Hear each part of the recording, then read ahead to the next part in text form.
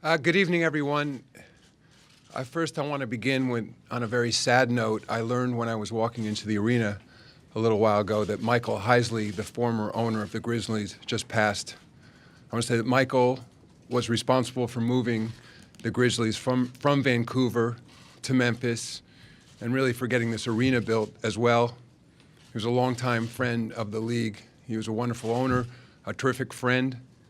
I want to send my deepest condolences to his wife, Agnes, to his children, and all his friends. So sorry to begin on such a sad note, but like I said, I just learned that when I was coming in tonight. I actually was planning to do this press event for a very happy occasion, when this was scheduled a few days ago, and that was to celebrate the great success of the Grizzlies in this market. Under Robert Pera, relatively new owner, Jason Levian, who is the CEO and part owner of the team, they've become the model of small market success. In fact, ESPN magazine named them the most successful franchise in all of sports this year. And I'm still looking forward to a great game tonight. It's a hardly fought 2-1 game series. I'd also plan to talk about the rest of the great series going on around the league. Of course, other news is unfortunately overshadowing the great play on the court we're seeing in this year's playoffs. As the league said earlier today, the audio recording posted by TMZ is truly offensive and disturbing. And we intend to get to the bottom of it as quickly as possible.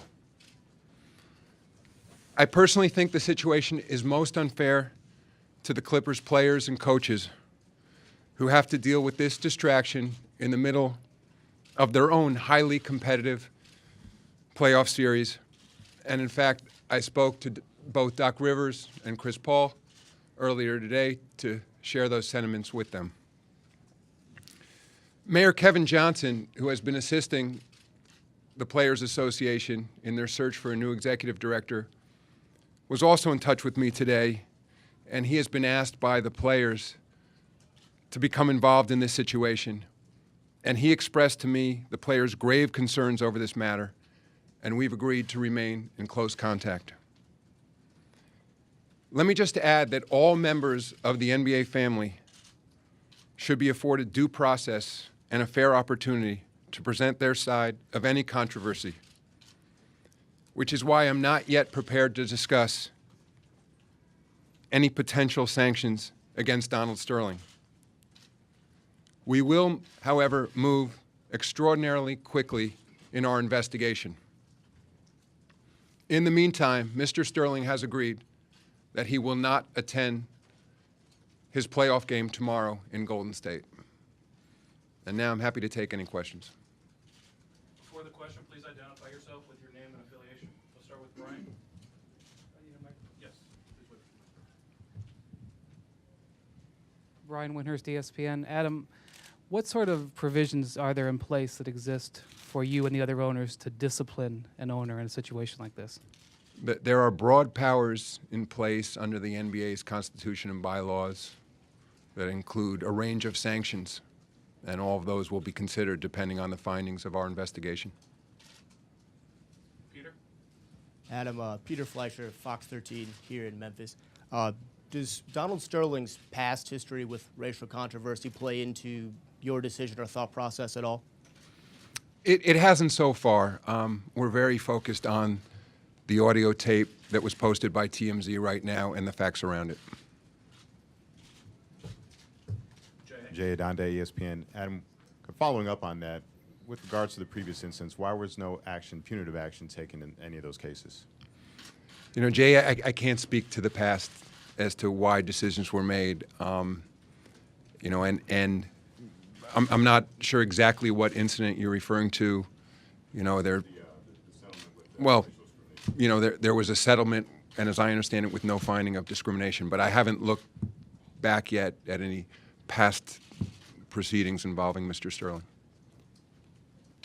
Gary?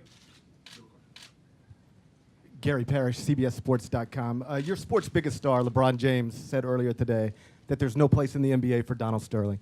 Do you share that opinion?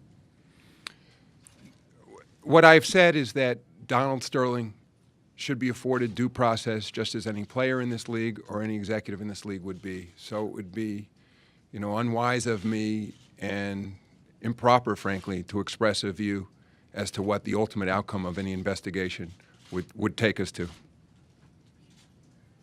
Adam, Doc Holliday, ABC 24 here in Memphis. If the Clippers players were to protest tomorrow's game or decide not to play, what would be the NBA stance on something like that?